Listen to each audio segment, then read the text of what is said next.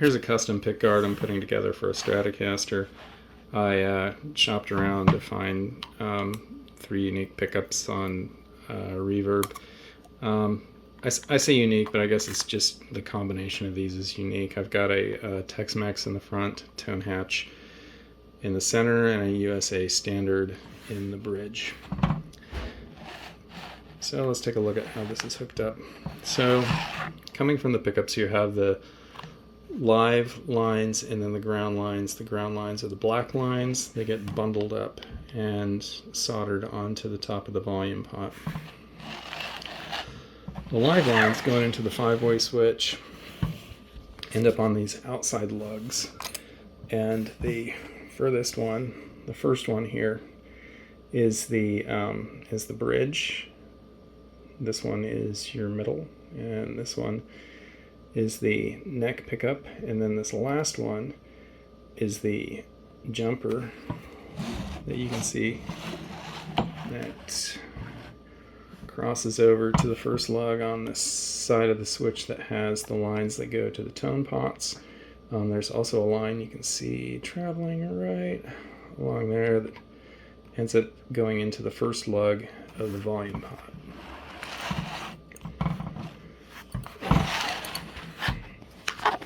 Let's take a look at this for a second. Attached to the volume pot is a treble bleed, and although it's sitting on top of this tone pot, it's not part of this tone pot, it's part of this circuit here on the volume pot. This is an adjustable treble bleed. I bought it from a company called Boffin, and it says on the circuit like which wire goes in. Actually, you can see it right there where it says in, and on the other one you can see it says which line goes out, and that outline then goes to the center terminal. And then also what's going to hook up to the center terminal on the volume pot is going to be the live signal that goes to the input jack, and it's going to go to the tip of the input jack.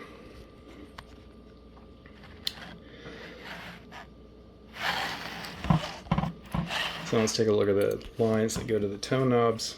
This has a dedicated pot for the bridge pickup, and so this line, the first blue line right here, is going into the center lug on the tone pot, and as you turn this down, what happens is the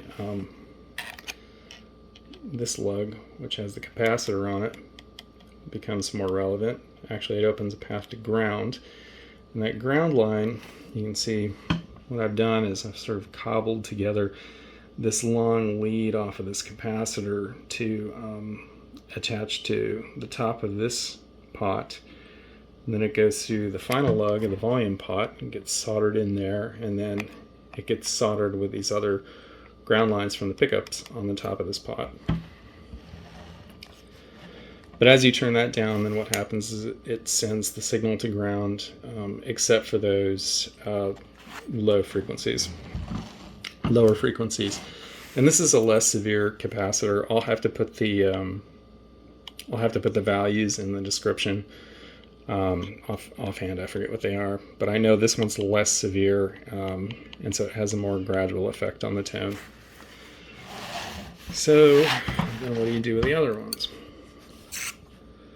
So I've combined the middle and bridge pickups to their tone knob, and I've done that through the use of this jumper. And I got to tell you, and you can see by these little burn marks here, that it starts to get pretty frustrating actually putting together a 5-way switch and adding all these different little jumpers on it. It was way more complicated working on this than that Les Paul special I was working on a little earlier. Anyways, this is hooked up the same way. So you jumper the mid over to the lug for the neck pickup, and it goes into the center terminal of this, or the center lug of this tone pot. As you turn it down, it goes through the capacitor to ground, and then there's another ground wire. And I've read that this is unnecessary because if you have a bunch of foil on the guitar like this, on the pickguard, that these are already connected. These are already connected to each other with the washers and the foil. But I've also read it doesn't hurt to go ahead and add this additional ground wire connecting it. So this is how I've connected this tone pot to this one.